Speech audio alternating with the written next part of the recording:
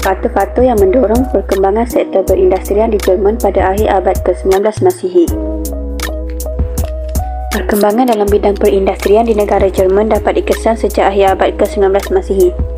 Penyatuan Jerman pada tahun 1871 meletakkan asas bagi perkembangan sektor perindustrian di Jerman. Kerajaan memperkenalkan dasar kebangsaan bagi merangsang pertumbuhan sektor perindustrian. Tindakan kerajaan menyeragamkan mata wang, sistem percukaian dan sistem timbangan membantu perkembangan perindustrian.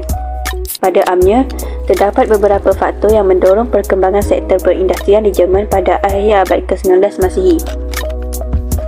Penyatuan Jerman 1871 merupakan faktor yang menyumbang kepada perkembangan perindustrian di Jerman.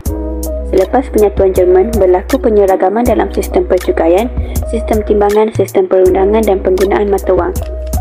Selain itu, perkhidmatan pengangkutan dan komunikasi diletakkan di bawah bidang kuasa kerajaan pusat.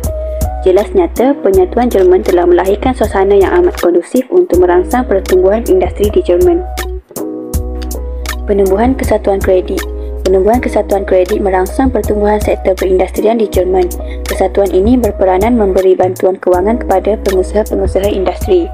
Menjelang tahun 1911, terdapat 25,000 kesatuan kredit di seluruh Jerman.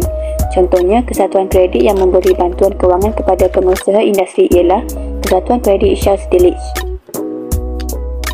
Penghapusan sistem gilt. Pemalsuan sistem gilt pada tahun 1871 merangsang pertumbuhan industri di Jerman. Sistem gilt menjadi halangan kepada pertumbuhan industri di Jerman sebelum tahun 1871. Mengikut sistem gilt, seseorang perlu memperoleh kemahiran daripada gilt sebelum menjalankan perdagangan. Sistem ini menyekat kebebasan pedagang untuk menjalankan aktiviti perdagangan. Kemajuan industri arang batu dan besi. Pertumbuhan industri disebabkan oleh kekayaan hasil bumi seperti arang batu dan besi. Bekalan arang batu dan besi yang banyak menyebabkan banyak kilang perindustrian didirikan. Menjelang tahun 1875, Jerman mengeluarkan 25 juta tan bekalan arang batu. Pada tahun 1913, pengeluaran arang batu di Jerman meningkat kepada 287 juta tan. Bekalan arang batu dan besi yang mencukupi meletakkan asas bagi perkembangan sektor perindustrian di Jerman. Campur tangan kerajaan dalam sektor perindustrian turut merangsang pertumbuhan industri di Jerman. Kerajaan Jerman mengamalkan dasar memberi perlindungan kepada sektor perindustrian sejak tahun 1879. Pelaksanaan dasar ini meningkatkan hasil pengeluaran sektor perindustrian di Jerman. Kerajaan merangsang pertumbuhan industri dengan menyediakan kadar pengangkutan kereta api yang murah. Kemunculan industri perbankan membantu perkembangan dalam sektor perindustrian di Jerman. Menjelang pertengahan abad ke-19 Masihi, muncul bank joint stock baru di Jerman. Di samping itu, muncul beberapa bank yang memainkan peranan dalam perkembangan perindustrian iaitu Deutsche Bank dan Dresdner Bank.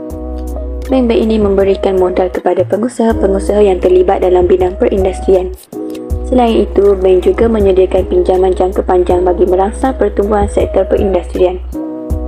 Tuntasnya, pertumbuhan institusi bank menyebabkan ramai pengusaha melibatkan diri serta membangunkan sektor perindustrian di Jerman.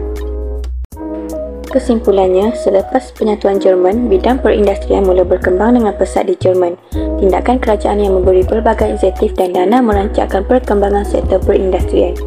Perkembangan ini telah menyebabkan muncul revolusi dalam bidang perindustrian di Jerman. Jerman bangkit sebagai sebuah negara perindustrian yang maju di Eropah pada abad ke-19 Masihi.